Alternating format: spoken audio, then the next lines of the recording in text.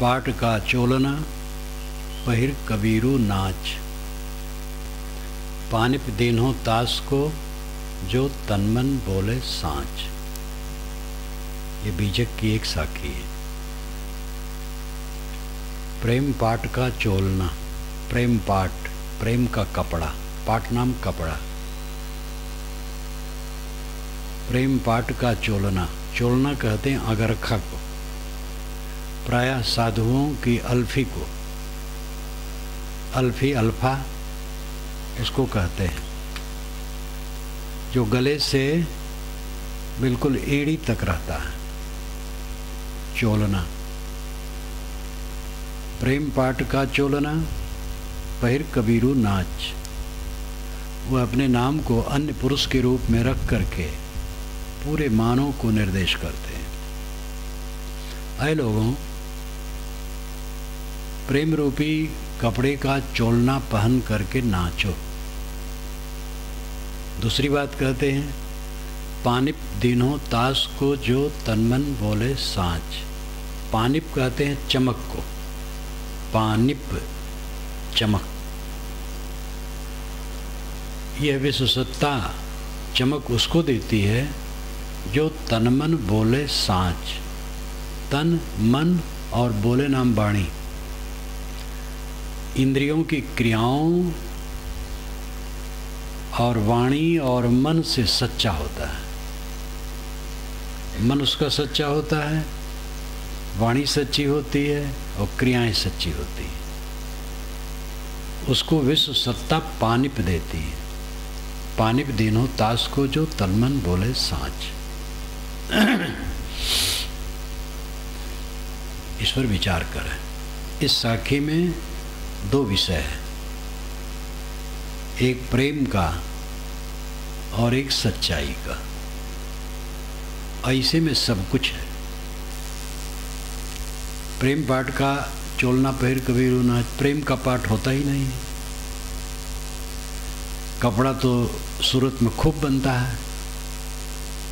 आप जा करके कारखानों में या दुकानों पर पूछिए, भाई हमें प्रेम का कपड़ा चाहिए, तो सब हंसेंगे और डांटेंगे, कैसे पागल हो, प्रेम का कोई कपड़ा होता है। ऐसे कथन लाक्षणिक होते हैं।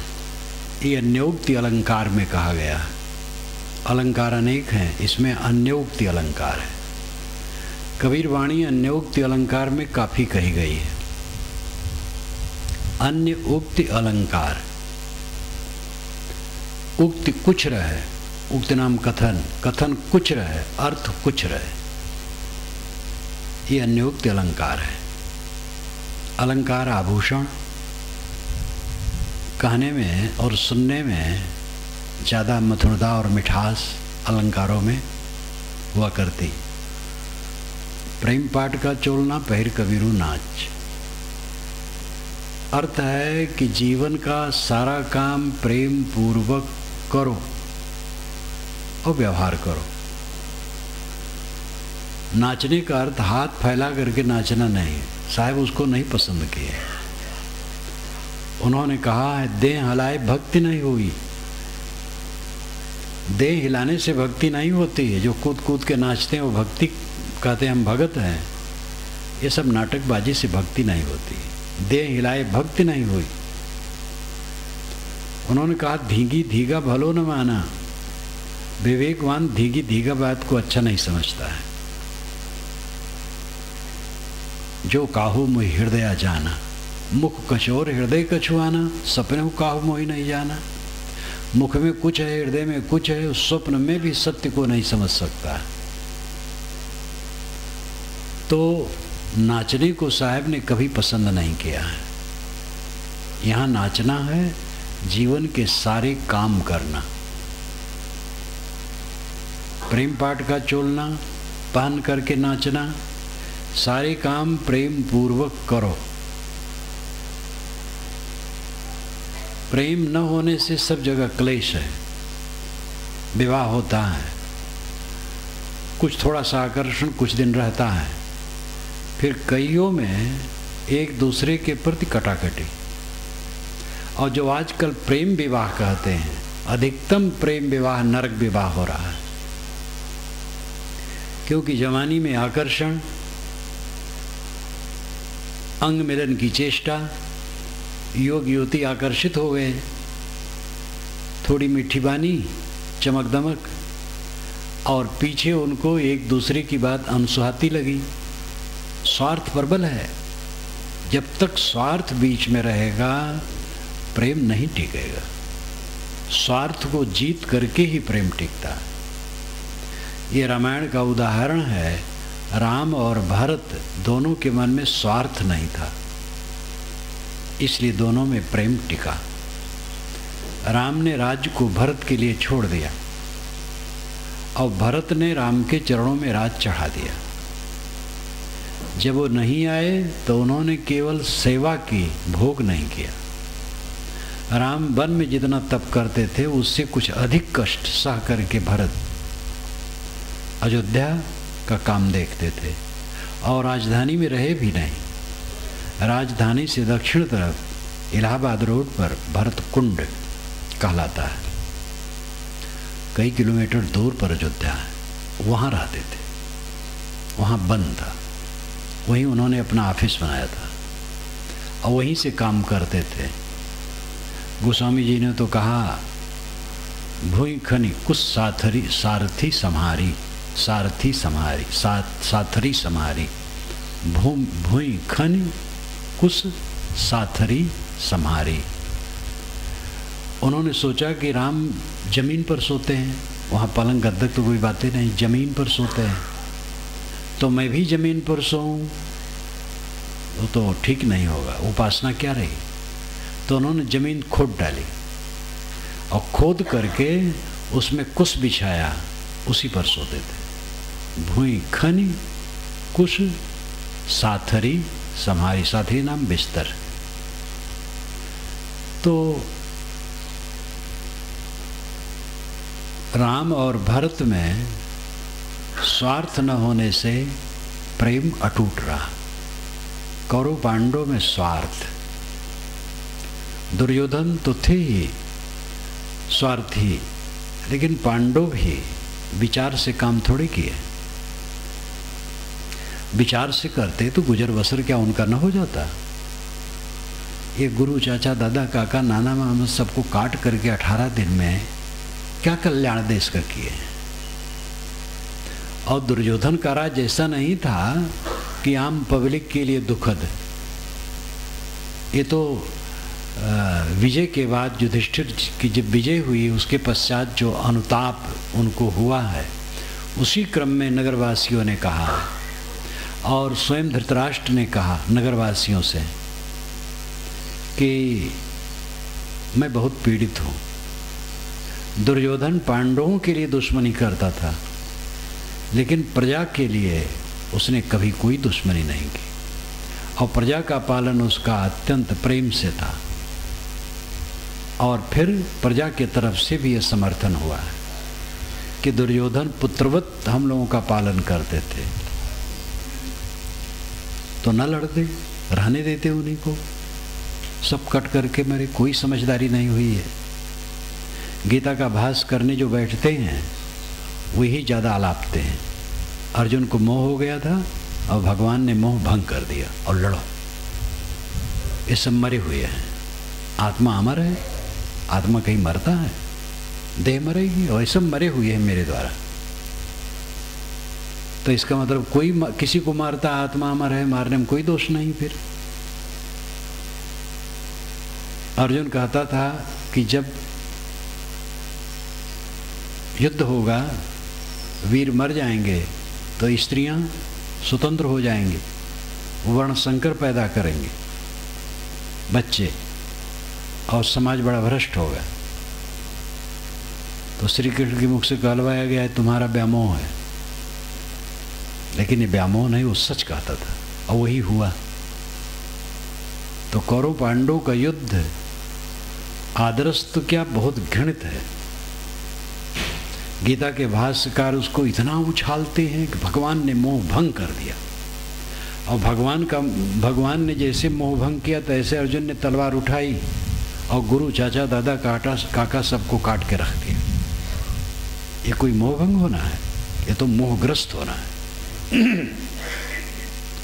श्री कृष्ण और गीता में इसकी चर्चा मैंने विस्तार से की है, जो गीता सार की भूमिका है।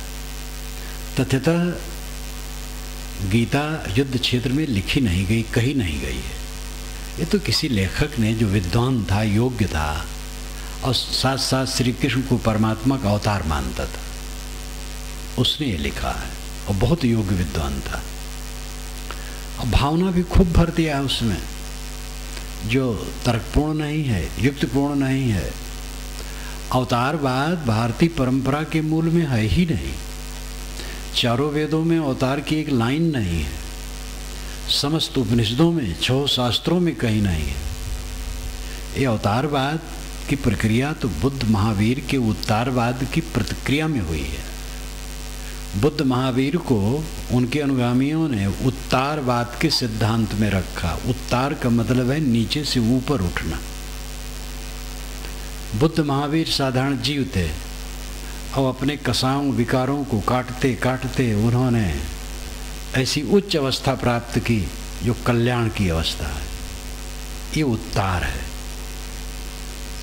और वे भगवान हो गए, भग्न कर दिया वान जिसने, वो है भगवान। यद्यपि भगवान शब्द से प्रदूषण बढ़ा, तो कुछ दिनों के बाद उनकी पूजा होने लगी, मूर्ति स्थापित होने लगी, सब कुछ होने लगा, फिर विकार वही शुरू हो गया।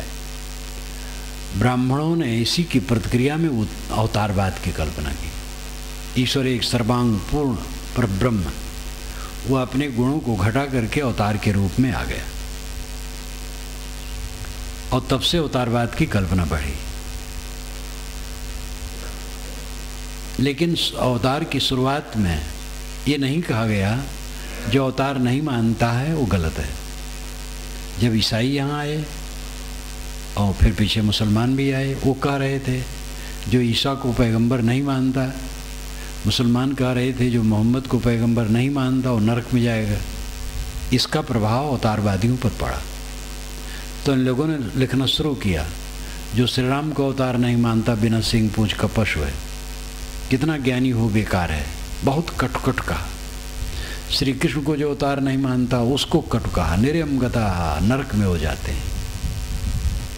ये पैगंबरवाद का प्रभाव है। ये मैंने कबीर पर शुक्र की मेरी दृष्टि में सब लिखा। तो मूल में अवतारवाद भारतीय परंपरा के मूल में है ही नहीं। ये तो किसी भावुक भक्त जो कि विद्वान भी था, योग्य भी था, उसने गीता लिखी और उसमें सब श्री कृष्ण में ही सब कुछ आरोपित कर डाला। लेकिन इन भावनाओं के बाद हट करके गीता में शाश्वत वचन काफी है जो कल्याणकारी है। तो मैं कह रहा था कि कौरव पांडवों में स्वार्थ था, अहंकार था, तो प्रेम नहीं जगा, बल्कि द्वेष और घृणा और हिंसा उत्पन्न हुई। राम और भरत में स्वार्थ नहीं था, और इसलिए वे दोनों एक दूसरे से प्रेम कर सके।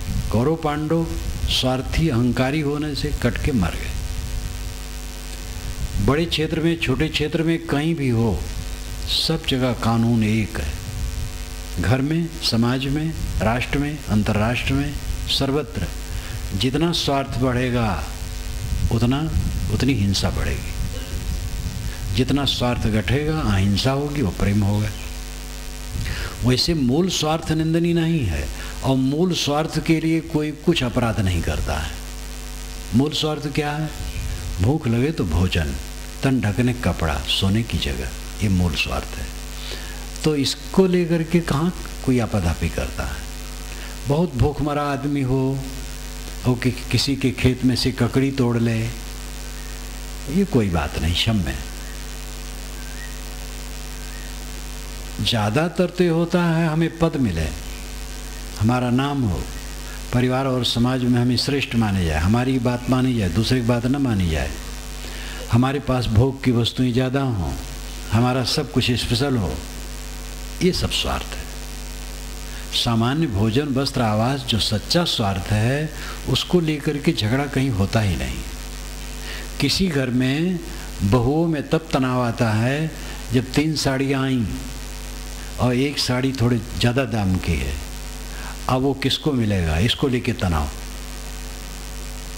और मूल्यवान और कम मूल्यवान दिमाग से हटा दो तो साड़ी है, कपड़ा है, बस कोई पहने, कोई भी पहन ले, कोई हर्ज नहीं, कोई स्वार्थ नहीं। और साथ स्वार्थ जो तन ढकना हो सबका चल रहा है, लेकिन जो नकली स्वार्थ है वही दुख देता है। उसी नकली स्वार्थ को निंदित किया गया है, स्वार्थी नहीं होना चाहिए ये कहा जाता है। किंतु मूल स्वार्थ तो मोक्ष है, निर्वाण है, आत्म शांति है। इसलिए सबको पक्का स्वार्थी होना चाहिए। हमारे एक संत से एक भक्त ने कहा, पढ़ा लिखा, कहा साहब आप स्वार्थी हैं? कि चुप रहो, बेकार बात कर। तब फिर उसने कहा साहब आप स्वार्थी हैं? कहे बेकार की बात तुम क्यों कर रहे हो हमारे साथ?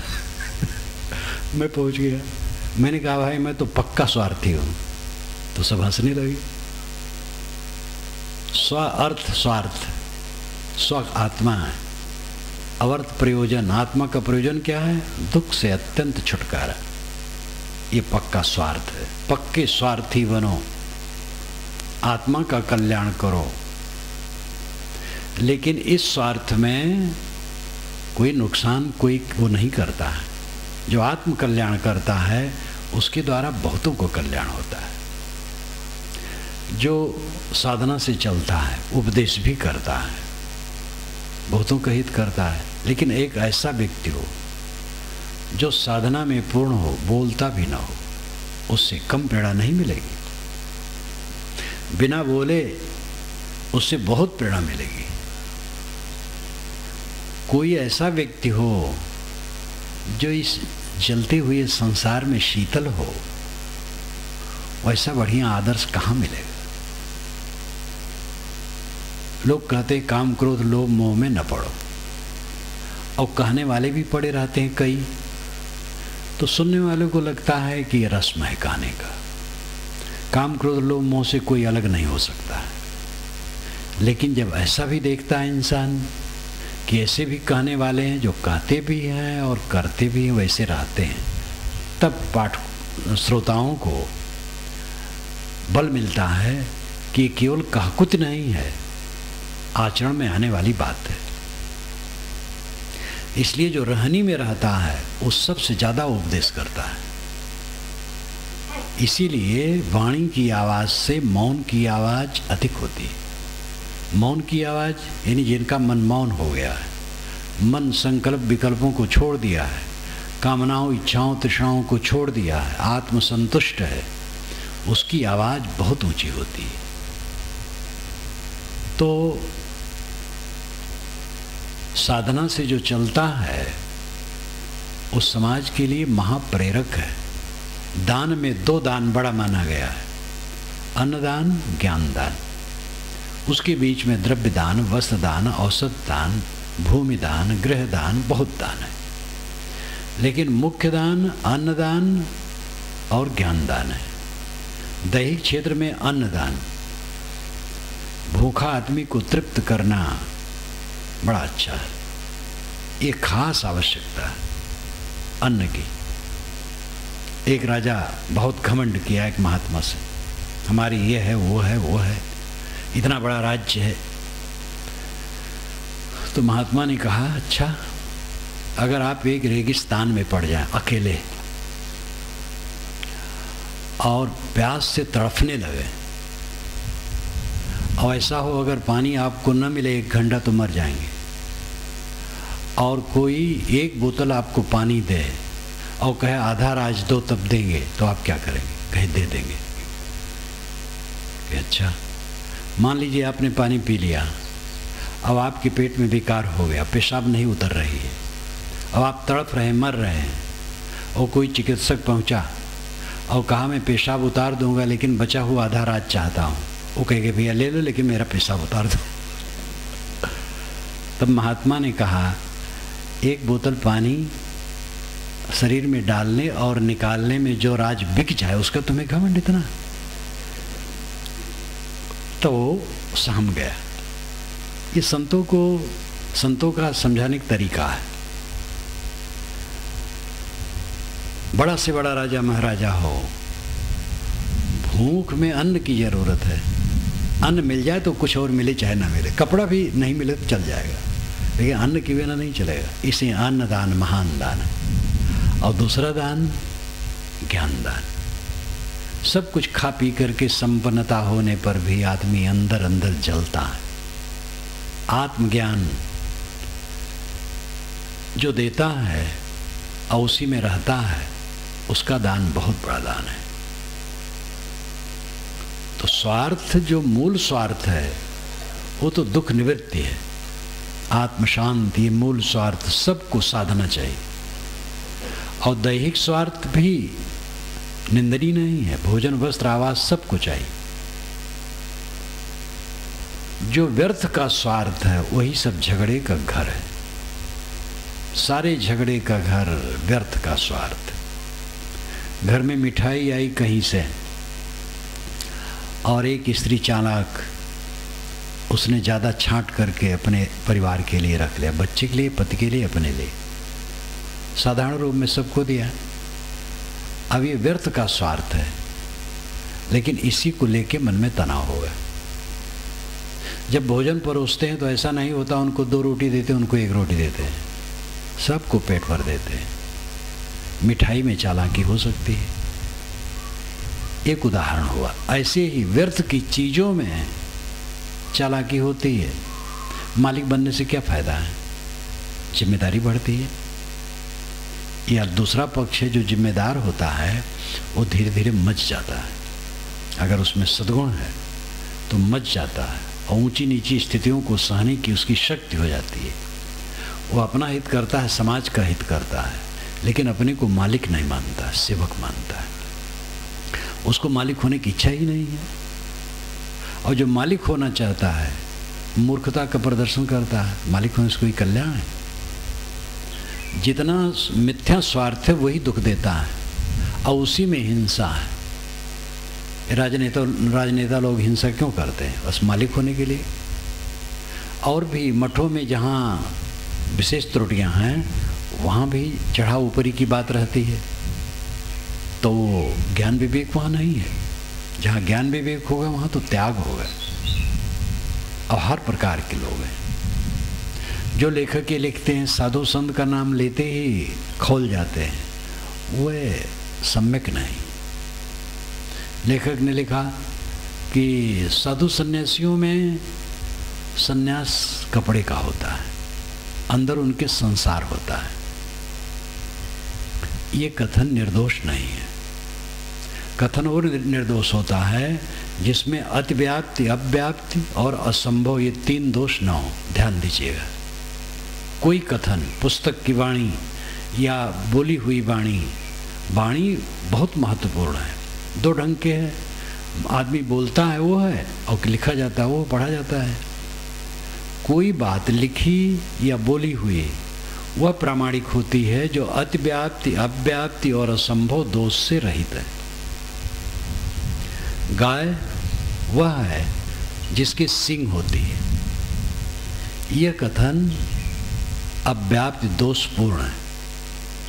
इसमें, इस कथन में व्याप्ति नहीं है, संकुचितता है। गाय वह है, अतिव्याप्ति दोष है। ये अतिव्याप्ति दोष है, क्योंकि सींग केवल गाय के नहीं, भैंस के भी होती है, बकरी भेड़े के भी होती है, हिरन के तो विचित्र सींग होते हैं। इसलिए अतिव्याप्त दोष से पूर्ण है। सींग अतिव्याप्त है, केवल गाय में नहीं है, अन्य जानवरों में भी है। इसलिए गाय वह है जिसकी सींग है। यह कथन अतिव्याप्त दोष से पूर्ण है। अव्याप्ति दोष, गाय वह है जो उजली होती है। उजली ही नहीं होती, वो काली भी होती है, लाल भी होती है, बगरी भी होती है। काला और लाल दोनों प्रकार के बाल।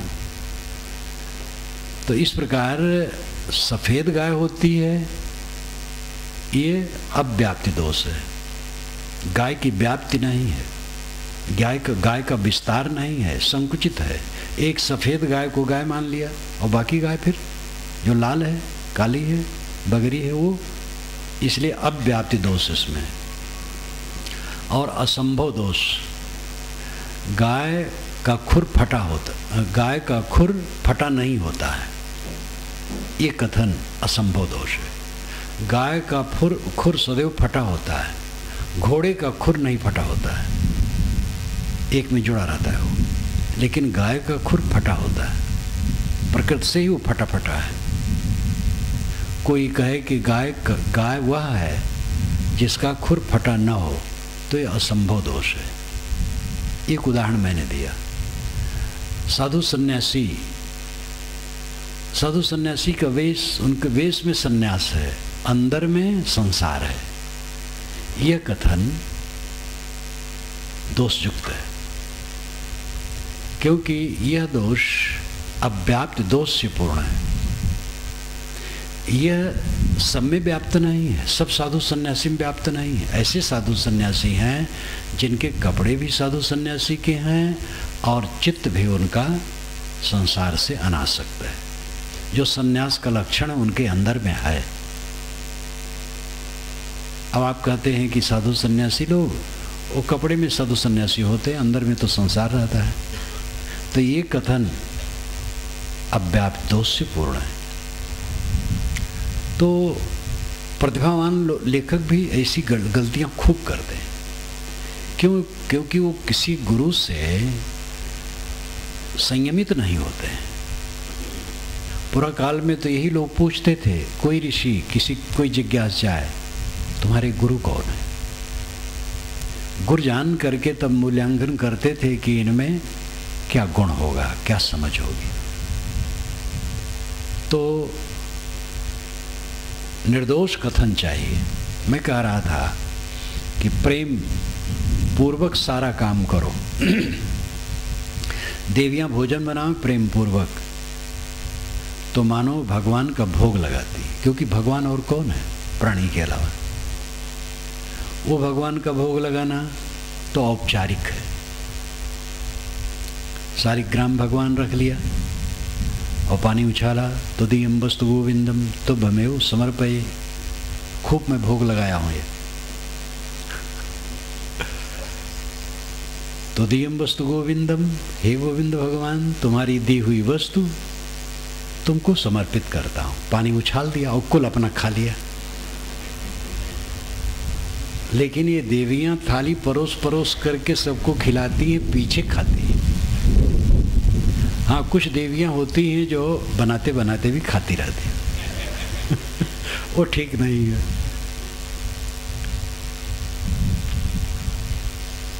दुकान पर आदमी काम करे, प्रेम पूर्वक काम करे, ग्राहकों से मीठा वचन बोले, ईमानदारी से सौदा दे, उचित मुनाफा ले, धोखा ना दे।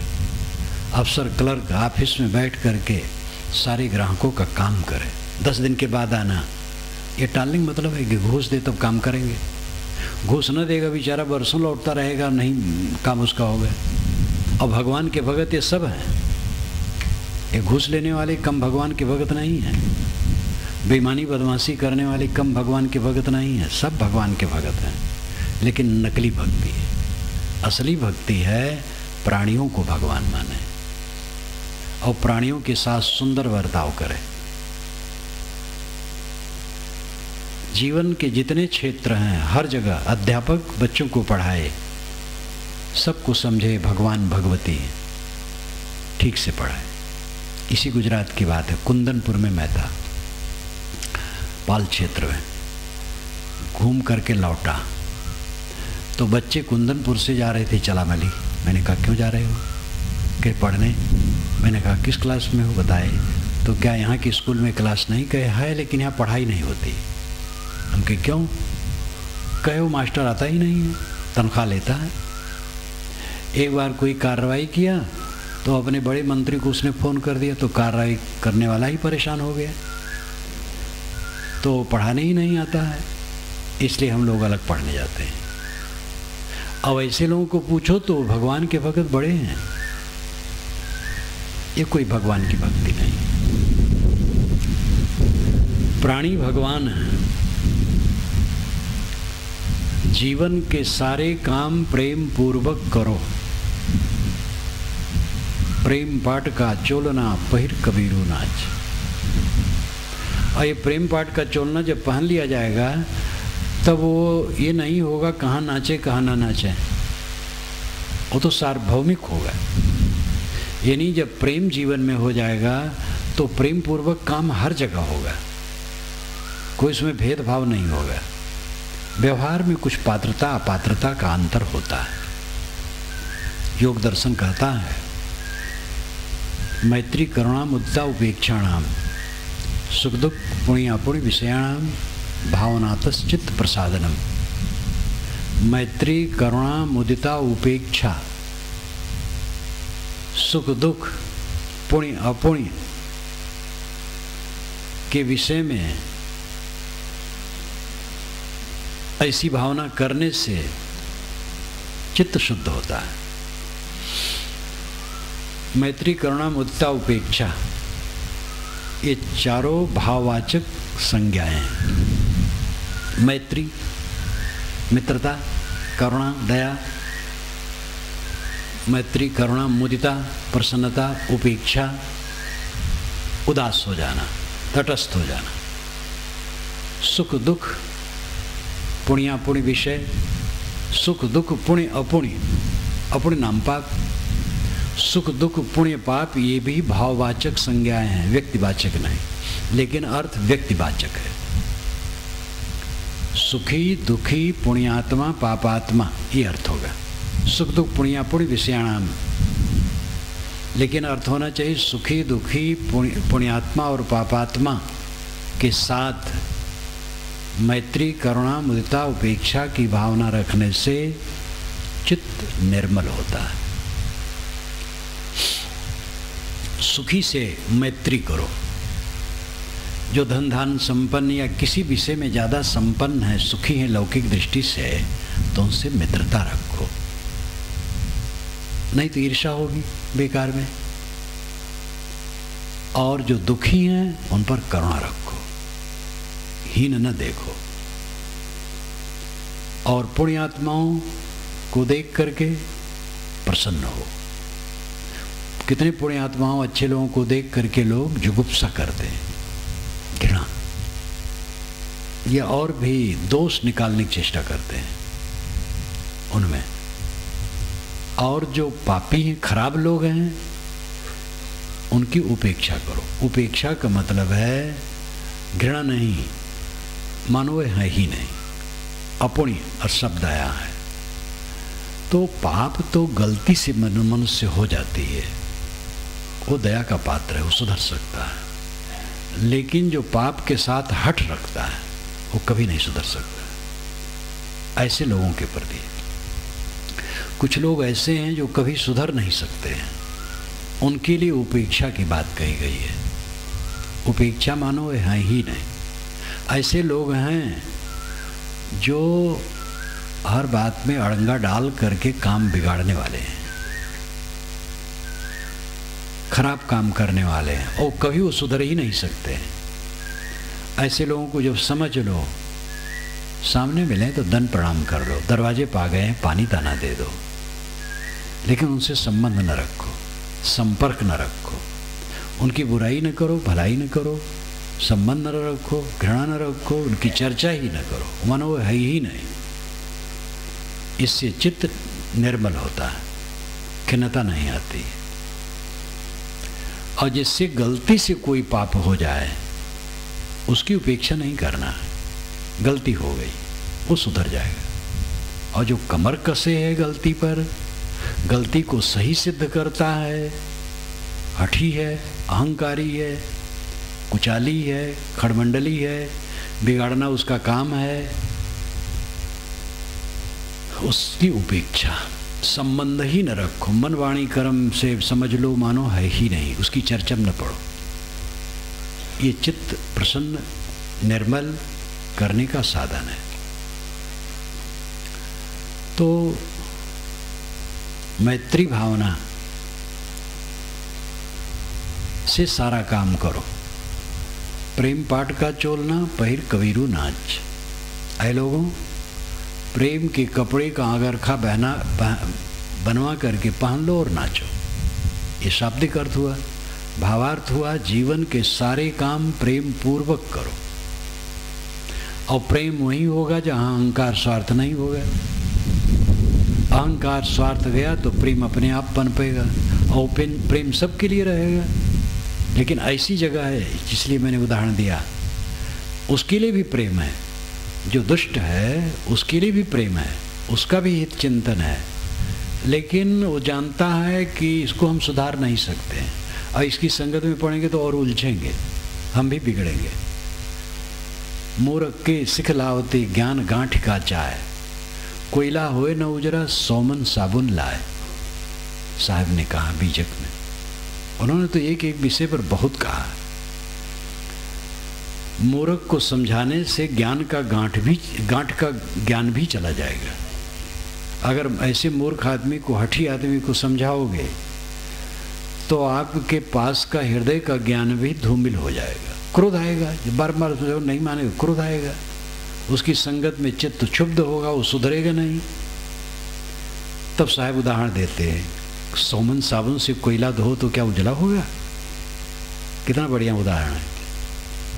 कोई कहे तो 200 मन साबुन से जरूर उजला होगा, लेकिन ये अर्थ नहीं है। सौमन एक कथन है, अर्थ है चाहे जितना साबुन लगाओ कोयला उजला नहीं होगा। तो ऐसे लोग हैं जिनसे चुप हो जाना ठीक, मौन हो जाना ठीक, शांत रहना ठीक। लेकिन उनके लिए भी मन में प्रेम है, उनका भी हित हो। कोई कल्याणार्थी किसी के लिए अशुभ कैसे सोचेगा? जो कुछ हम सोचते हैं वही लौट करके हमें मिलता है। जो दर्पण प्रतिबिंब देखी आप धुन में सोए, यह तत्व से वह तत्व है, आई से वह होए। साहब कहते जैसे दर्पण में प्रतिबिंब आपका दिखाई देता है, तो दोनों में आप ही हैं, बिंब में भी प्रतिबिंब में भी। बिंब में हंसते हैं तो प्रतिबिंब भी हंसता है, बिंब रोता है तो प्रतिबिंब रोता है। बिंब कहते हैं गोलाकार को, यहाँ बिंब का अर्थ है पदार्थ। आपका चेहरा एक बिंब है, एक पदार्थ है।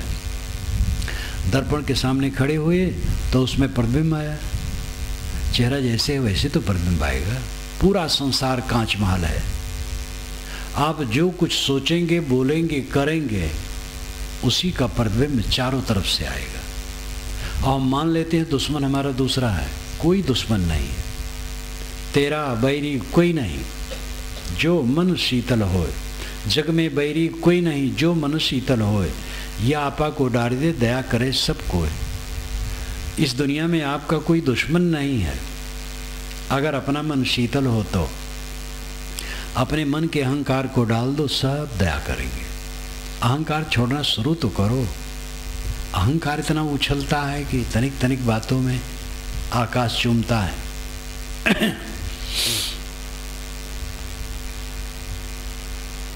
तो जीवन का सारा काम प्रेम पूर्वक करो। दूसरा पक्ष है, दूसरी बात है, पानी दीनो तास को जो तनमन बोले साँच। तन से, शरीर से सच्चा काम करता है और मन उसका सच्चा रहता है और बोलना भी उसका सच्चा रहता है। पानी दीनो तास को, उसको पानी देता है। कौन देता है? लोग कहते हैं ईश्वर उसको, उसका मंगल करता है। और ईश्वर कहने से लगता है कि कोई एक जानदार देवता है, सोचता है वो ऐसा करता है। और जहाँ आप सोचना कहे तहाँ भ्रम पैदा हुआ। फिर चाहे उसका ब्रह्म नाम लो, चाहे ईश्वर नाम लो, चाहे ताओ नाम लो, चाहे अल्लाह खुदा का नाम लो, अगर उसके साथ ये विशेषण लगाए कि वो सोचता है, वो जानता है और फल देता है, तो फिर वो भ्रम का रूप हुआ। वस्तुतः विश्व सत्ता का नियम यही सच्चाई है और उसमें जान नहीं है। वो कोई ज्ञानवान नहीं है। विश्व सत्ता का नियम कोई ज्ञानवान नहीं है। वो नियम है। हर द्रव्य में नियम अपने आप रहता है। जिस वनस्पति के बीज में जो उस वृक्ष का असर है, तो जब वो मिट्टी पानी में पड़ेगा तो वैसे अखुआ निकलेगा, वैसा पौधा बनेगा, वैसे पत्ते निकलेंगे, वैसे पत्ते में नसें होंगी, सब चीज़ें वैसे होंगी। तो वो प्राकृतिक नियम है, अनादि नियम है। गलत करेंगे दुख पाएंगे, सही करेंगे सुख पाएंगे, नियम है, नियम से होता है, जिसको वैदिक भाषा में ऋत कहते हैं। ऋत सतंतुम विततम, ऋत के तंतु सर्वत्र परिपूर्ण है। और जहाँ इसके साथ कहे ईश्वर सब जानता है, ताओ सब जानता है और वही देता है, ब्रह्म सब जानता है, वो भ्रम पैदा कर दिया। जानने वाला जहाँ कहे तहाँ एक ईश्वर खड़ा कर दिए और फिर उसका फिर समाधान नहीं होगा। ईश्वर ने क्यों दुनिया बनाई? ताओ ने दुनिया बनाई और ताओ में चला जाएगा। ब्रह्म ने दुनिया बनाई, वो ब्रह्म में चला, सब एक ही बात है। क्यों बनाया उसने? कोई समाधान नहीं। सरदार भगत सिंह ने पूरी दुनिया के ईश्वरवादियों से पूछा था, ईश्वर ने दुनिया क्यों बनाई? कोई उत्तर आज तक नहीं दे सका है। इंडियन फिलॉसफी में सर राधाकृष्णन ने लिखा है कि ये पुराना प्रश्न आज तक कोई उत्तर नहीं दे सका है। करुणा से दुनिया बनाई, जब कोई था ही नहीं, किस पर करुणा ईश्वर ने की? दुनिया बनने पर दुखी होते हैं तब करुणा आती है। तो करुणा से सृष्टि होती है कि सृष्टि होने पर करुणा आती है?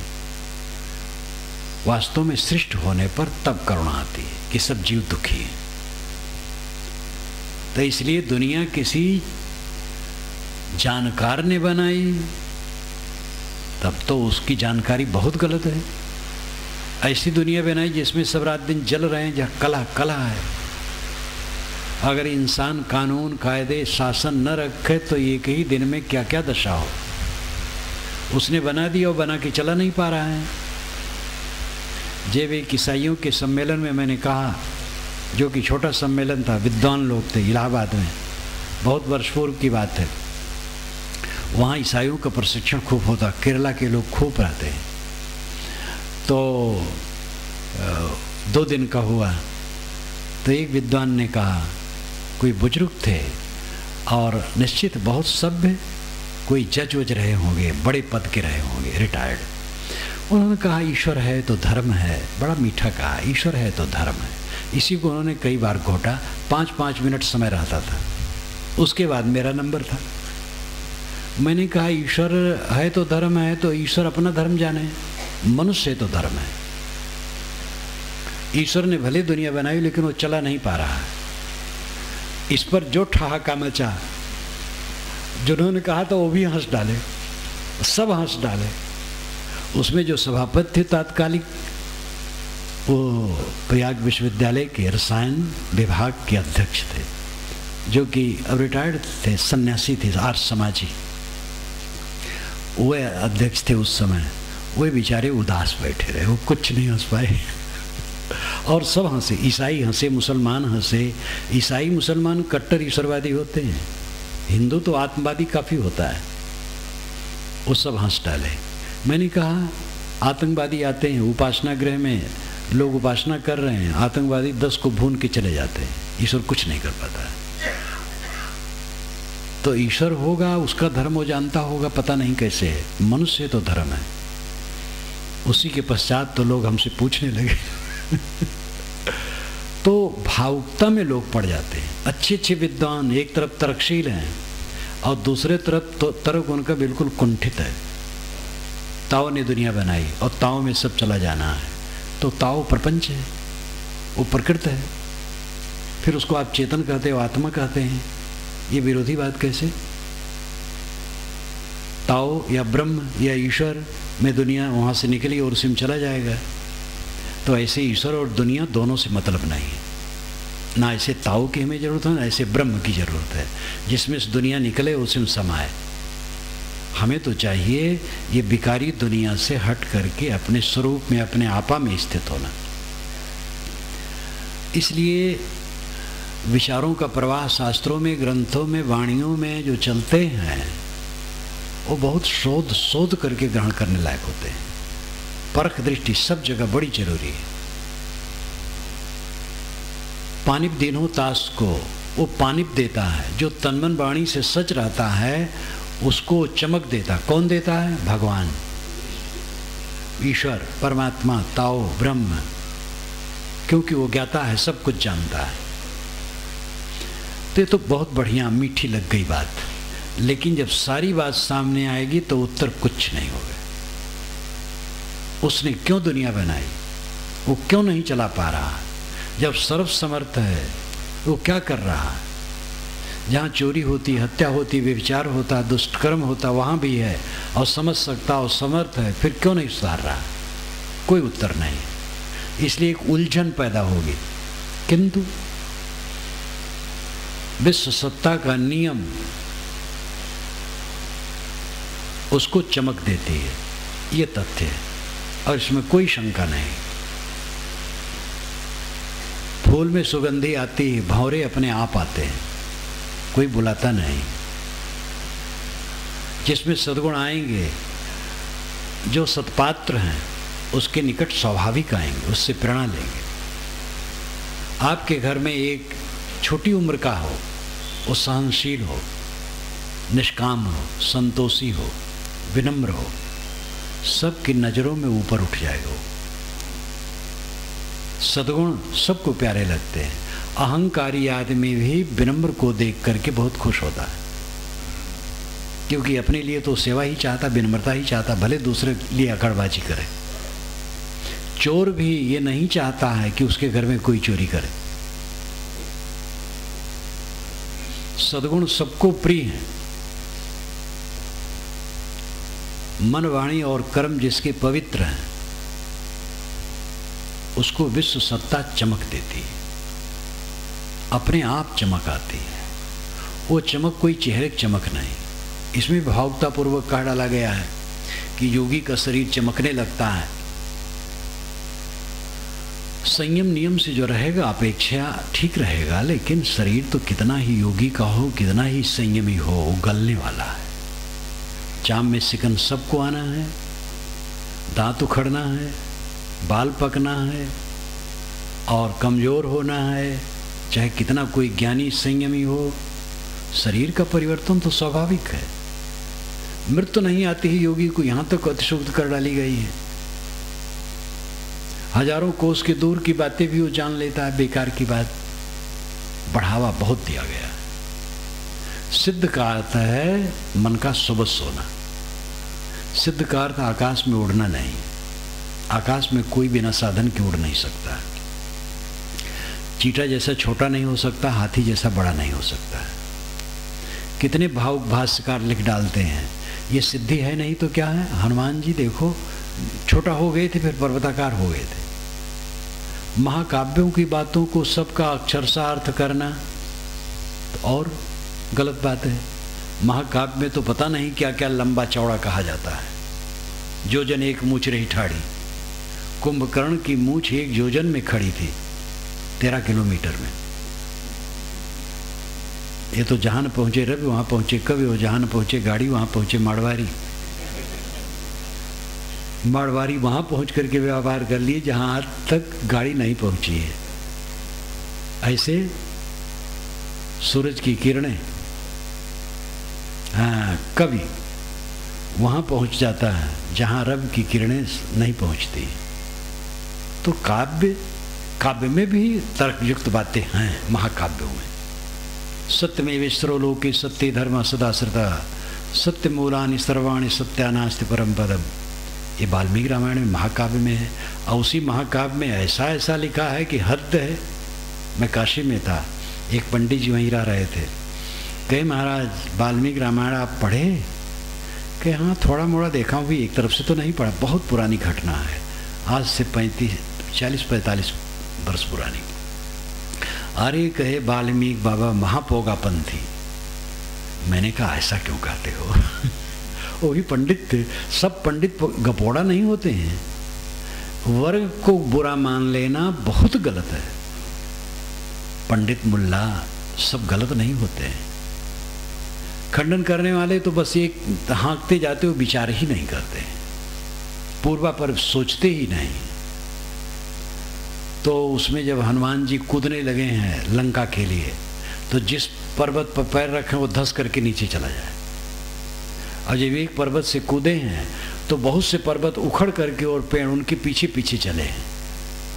वो जो लंबा चौड़ा है हद, ये काव्य है, मनोरंजन के लिए, रस लेने देने के लिए, तथ्य नहीं। मास दिवस का दिवस भामरब न जाने कोय, रथ समेत रविता क्यों निशा कवन विधि हो, गोस्वामी जी लिखते हैं।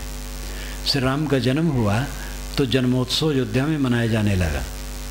तो सूरज जब ऊपर आया तो जन्मोत्सव देखने लगा, तो भूल गया कि मुझे चलना है। वो खड़े रह गए, 1 महीना तक खड़ा रह गए। मास दिवस का दिवस बा, 1 दिवस महीने भर का दिवस हो गया।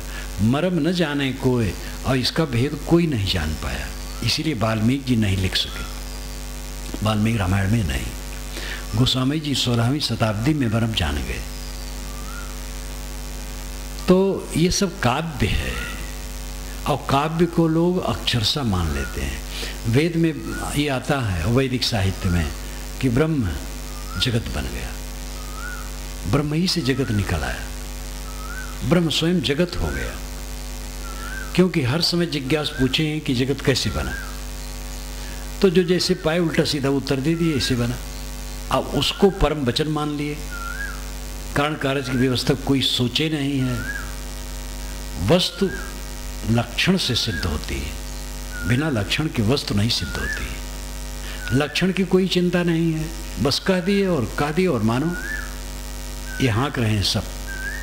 ब्रह्म से जगत बन गया, ताओ से जगत बन गया, खुदा से, खुदा ने कहा कुन तो हो गया, फैकुन हो गया, कुन हो फैकुन हो गया। तो ये सब भावुकता की बातें हैं।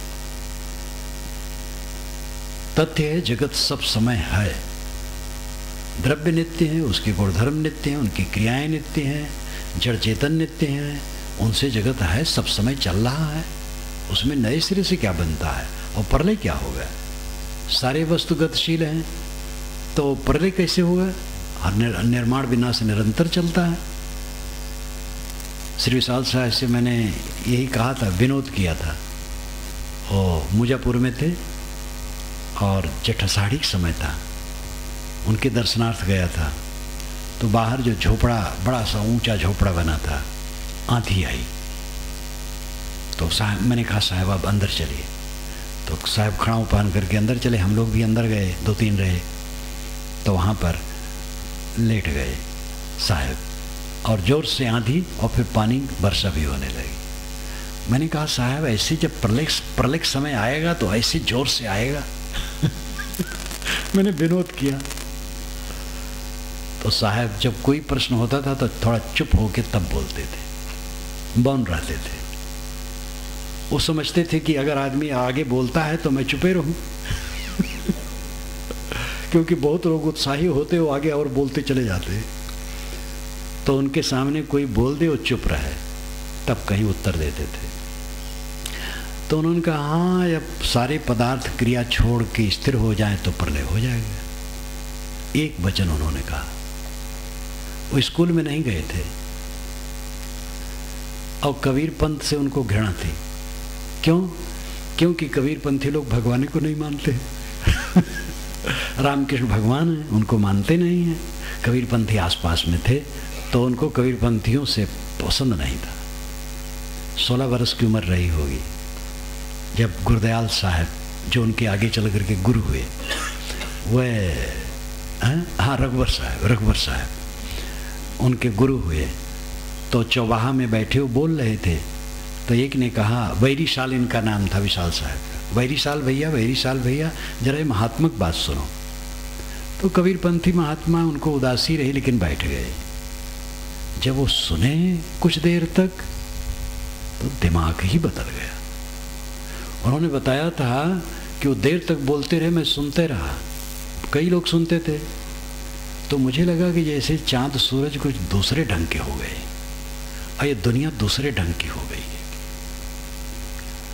तब मुझे चिंता हुई कि कबीर पंथ के प्रति इतनी घृणा मुझे थी, अज्ञान बस, इतना ऊंचा ज्ञान इनका है। तो इनकी पुस्तक कौन है? तो बीजक। मैं अक्षर नहीं जानता हूँ, कैसे पढ़ूंगा? तब पुरोहित पंडित से उन्होंने कहा, तो पुरोहित पंडित आकर के कुछ बता दिया थोड़े दिन, तो अक्षर का ज्ञान उनको हो गया, बस पढ़ने लगे। स्कूल नहीं गए थे। और महापुरुष का विशाल वचनामृत कितना विशाल है। और उसने कहा हर पदार्थ क्रिया छोड़ के स्थिर हो जाए तो प्रलय हो जाए। मतलब जब पदार्थों में गति है तो निर्वाण विनाश चलता रहेगा, प्रलय कैसे होगा? एक वैज्ञानिक तथ्य उन्होंने कहा। तो ये प्रकृति सत्ता उसको चमक देती है, कारण कारज की व्यवस्था उसको चमक देती है, जो तन मन वचन से सच्चा होता है। आप शीलवान विनम्र रहें, निष्काम रहें, निर्मल रहें, आपको किसी से प्रशंसा कराने की आवश्यकता नहीं रहेगी, किसी को बताने की आवश्यकता नहीं रहेगी। अपने गुणों में रहिए, बस परम सुखी रहेंगे। जहाँ तक अस्तुति निंदा है, बड़े बड़े ज्ञानियों की निंदा हुई है, मारे गए हैं बेचारे, जिंदगी भर सताए गए हैं, मरने के बाद लोग पूजे हैं। पूजने वाले स्थूल पूजा तो किए हैं, उनको जाने नहीं है जीवन भर, लेकिन जानने वाले और आचरण करने वाले भी उनके अनुगामी हुए हैं। तो पानिप दीन्हो तास को जो तनमन बोले सांच, जो शरीर के सारे व्यवहार सच्चाई से करता है, जो वाणी सच्ची बोलता है और मन में सच्चाई रखता है, विश्व सत्ता उसको चमक देती है, वो चमक जाता है, आत्मसंतुष्ट हो जाता है, तृप्त हो जाता है, और दूसरे लोग भी उससे प्रेरणा लेते हैं। साहब की एक साखी, प्रेम पाट का चोलना पहिर कबीरू नाच, पानिप दीन्हो तास को जो तनमन बोले सांच।